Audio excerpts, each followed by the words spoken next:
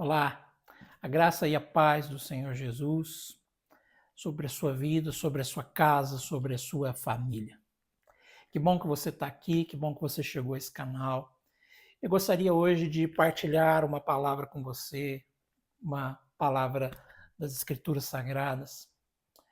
Portanto, eu gostaria de convidar você a abrir a sua Bíblia na segunda carta de Paulo aos Coríntios, o capítulo 1.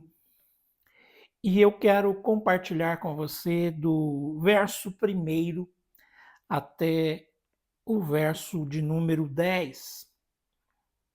Segunda carta de Paulo aos Coríntios, capítulo 1, do verso 1 ao verso 10. Diz assim as Escrituras: Paulo, apóstolo de Cristo Jesus, pela vontade de Deus, e o irmão Timóteo, escrevem à igreja de Deus que está em Corinto, e a todos os santos em toda a Acaia. Graça a vós outros e a paz da parte de Deus Pai, do nosso Senhor Jesus Cristo. No verso 3, Paulo vai dizer: Bendito seja o Deus e Pai de nosso Senhor Jesus Cristo, o Pai das misericórdias, o Deus de toda consolação. É Ele que nos conforta em toda a nossa tribulação. Nos conforta para podermos consolar aqueles que estiverem em qualquer angústia, com a mesma consolação com que nós somos contemplados ou consolados. Porque assim como os sofrimentos de Cristo se manifestam em grande medida a nosso favor, assim também a nossa consolação transborda por meio de Cristo. No verso 6, Paulo vai dizer: Mas se somos atribulados, é para o vosso conforto e salvação. Se somos confortados, é também para o vosso conforto, o qual se torna eficaz, suportando vós com paciência os mesmos sofrimentos que nós também padecemos. No verso 7 ele vai dizer: A nossa esperança a respeito de vós está firme, sabendo que, como sois participantes dos sofrimentos, assim também sereis participantes da consolação. Porque não queremos, irmãos, que vocês ignorem a natureza da tribulação que nos sobreveio na Ásia, porquanto foi acima das nossas forças, a ponto de nos desesperarmos até da própria vida. Contudo, já em nós mesmos tivemos a sentença de morte, para que não confiemos em nós mesmos, e sim no Deus que ressuscita os mortos. E ele vai encerrar aqui essa primeira parte nos dizendo o que está no verso 10. O qual, o mesmo Deus, o qual nos livrou e nos livrará de tão grande morte, em que temos esperado que ainda continuará a livrar-nos. Que texto lindo. Que texto lindo. É um texto que traz à nossa reflexão algo surpreendente sobre a dor. Pai, que nós possamos aprender a Tua palavra hoje. Que a Tua palavra seja dita aos nossos corações. Que a Tua palavra fale com cada um de nós, com cada pessoa que está assistindo esse vídeo, com cada pessoa que está aqui conosco hoje. em nome de Jesus. Amém. Meus amados irmãos em Cristo Jesus, nós vivemos em dias em que a teologia do sofrimento parece ter desaparecido da vida cristã. Em muitas igrejas, e principalmente nessas chamadas mega churches, nessas grandes igrejas, o sofrimento cristão é visto como algo estranho, é visto como sinal de uma fé fraca, ou até mesmo visto como uma reprovação do próprio Deus. Mas, no entanto, meus irmãos, as Escrituras elas nos ensinam algo completamente diferente disso. Porque, pelas Escrituras, o sofrimento é um dos instrumentos mais poderosos que o nosso Deus usa para conformar, para transformar seus filhos à imagem de Cristo Jesus. E este é precisamente o tema que a gente encontra aqui na segunda carta de Paulo aos Coríntios, no capítulo 1, do verso 1 ao verso 10. Paulo, quando está escrevendo essa carta, ele não vem falar conosco como um teórico da dor, como alguém que estudou sobre a dor. Mas ele escreve como alguém que caminhou na dor, que caminhou pelos vales mais escuros da aflição. E ainda assim ele encontrou Deus, não como um Deus severo, mas Paulo nos mostra aqui que ele encontra um Deus chamado Deus de toda a consolação. Então, nesse texto que nós lemos, nós vamos ver que a dor nunca é inútil. A dor, ela sempre tem um propósito. A dor sempre vai nos transformar. E ela vai sempre nos capacitar a ministrar a outros. E a dor vai nos ensinar, principalmente, a confiar plenamente, a confiar radicalmente em Deus. Quando nós olhamos para a dor, nós precisamos perceber, principalmente quando olhamos para o texto, aquilo que Paulo quer nos mostrar sobre como Deus se comporta em meio à nossa dor. Mas antes da gente falar propriamente sobre o texto em si, meus irmãos, eu quero fazer um breve comentário sobre o contexto aqui para você entender. A cidade de Corinto, ela era uma cidade muito próspera, uma cidade que era multicultural, mas também era uma cidade que era profundamente corrompida pelos valores do mundo. E dentro de Corinto havia nascido uma igreja, né? O ministério de Deus havia ali, o ministério de Paulo, né? Havia plantado uma igreja ali. Mas ela rapidamente foi dividida, porque ela começou a ser influenciada por falsos mestres. E esses falsos mestres, eles atacavam a autoridade apostólica de Paulo. O que estava acontecendo lá na igreja de Corinto?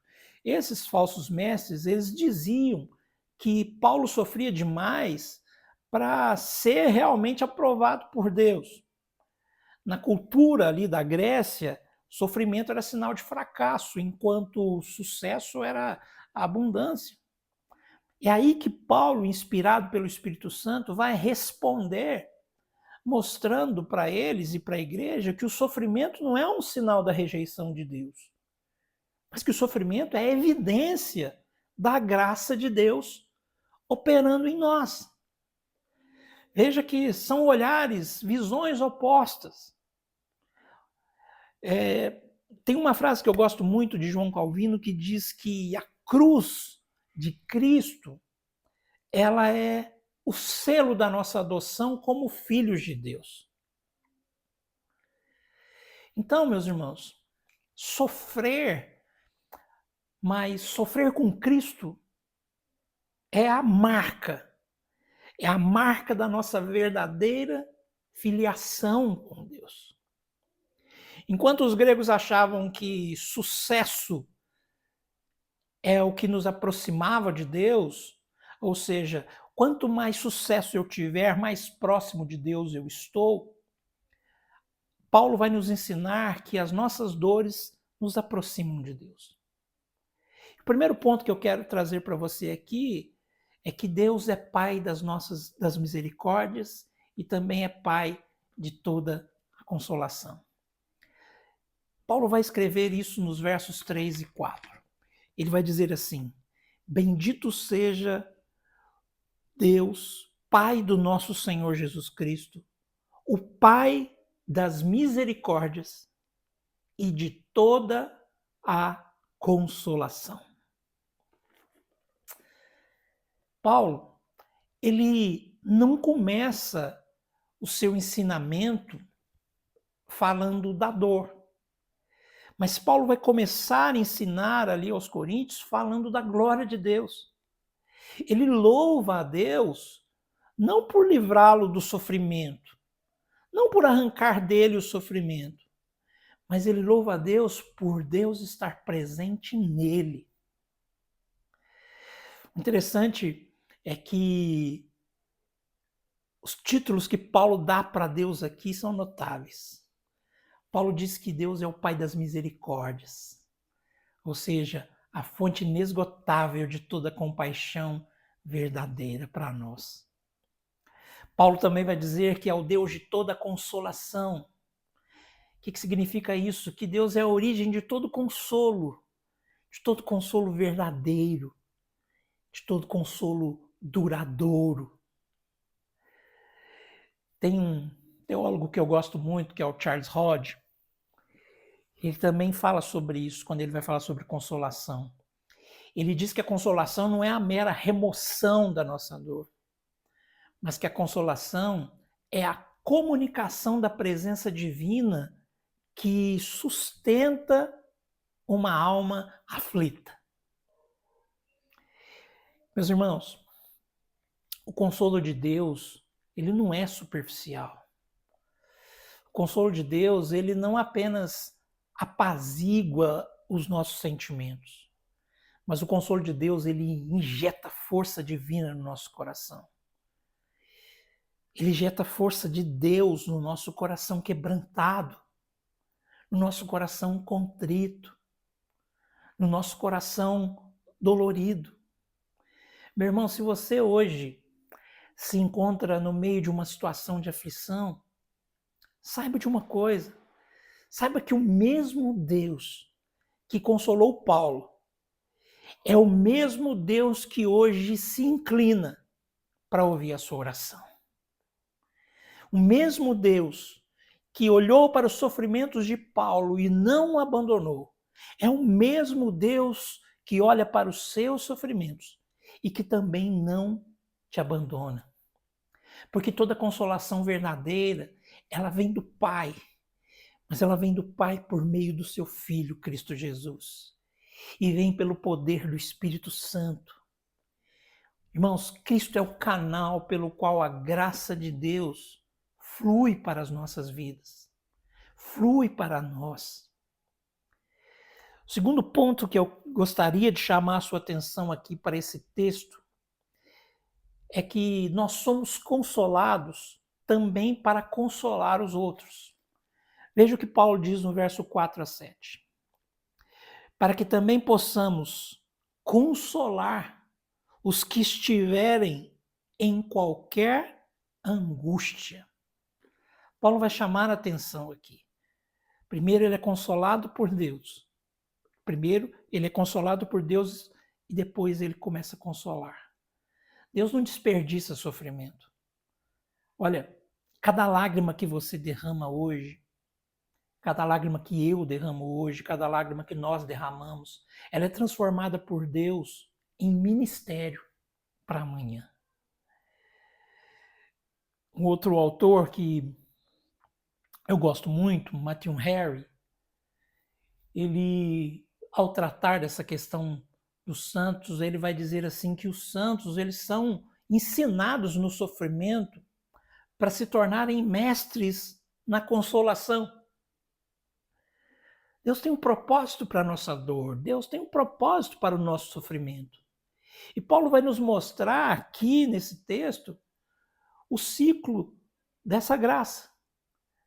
Nós somos consolados em nossas tribulações, e aí depois nós nos tornamos canais de consolo para aquelas pessoas que atravessam angústias semelhantes às nossas.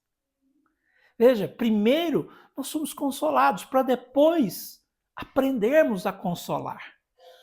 Olha que coisa maravilhosa que Deus propõe a cada um de nós. O sofrimento, ele não apenas molda o nosso caráter, mas o sofrimento ele também amplia a nossa capacidade de amar. Ele amplia a nossa capacidade de entender os outros. Ele amplia a nossa capacidade de consolar e de ministrar os outros. Cristo, ele nos consola não apenas para que a gente seja confortado, mas ele nos consola para que nós nos tornemos também os seus embaixadores, para que nos tornemos também seus embaixadores de esperança para esse mundo quebrado, para esse mundo que está em constante sofrimento. Deixa eu te dizer aqui, meu irmão, minha irmã, Deus está usando as suas dores atuais. Deus está usando aquilo que você está passando para preparar o seu ministério futuro. Quando nós somos consolados por Deus, nós somos chamados imediatamente a ser também consoladores. Terceira verdade, o terceiro ponto que eu observo aqui nesse texto, é que Deus nos ensina a confiar nele e não confiar em nós mesmos. É o que Paulo vai dizer do verso 8 ao verso 10. Para que não confiássemos em nós mesmos, mas em Deus, que ressuscita os mortos. Olha que texto interessante. Aqui Paulo vai descrever uma experiência de limite. Ele vai descrever aqui uma experiência onde ele perdeu toda a esperança humana. Ele diz no texto que ele chegou a se desesperar da própria vida. Irmãos, quem está dizendo isso é Paulo. Mas foi nesse ponto, nesse exato ponto, que Deus ensinou Paulo a confiar não na sua própria força, mas confiar no poder de Deus. E olhando para a eternidade, confiar no poder de Deus que ressuscita os mortos. Tem um reformador que eu gosto muito também, o John Owen. Quando ele vai tratar desse assunto, ele vai dizer que Deus muitas vezes ele retira todos os apoios terrenos que nós temos para que a nossa alma, para que ela aprenda que o seu único apoio é o eterno, é o invisível, é o próprio Senhor. Meus irmãos, veja como a vida cristã ela não é sustentada pela autoconfiança. Ela não pode ser sustentada pela autoconfiança. Mas a vida cristã precisa ser sustentada. A minha vida, a sua vida, ela precisa ser sustentada pela nossa confiança em Deus. Deixa eu te dizer, talvez Deus esteja usando essa crise que você está vivendo para libertar você de uma ilusão de autossuficiência. Para libertar você da ilusão de que você pode se apoiar em você mesmo. É quando a gente chega no fim de nós mesmos, é que aí nós passamos a experimentar a suficiência de Cristo Jesus. É nesse momento que, como nós vimos no texto, quando a esperança de Paulo ali estava ancorada na ressurreição de Cristo, aí ele entendeu. Se Deus ressuscitou Jesus dentre os mortos, esse mesmo Deus, ele pode trazer qualquer vida. Ele pode trazer, perdão, irmãos, vida a qualquer situação. Qualquer situação aparentemente perdida, Deus pode trazer vida.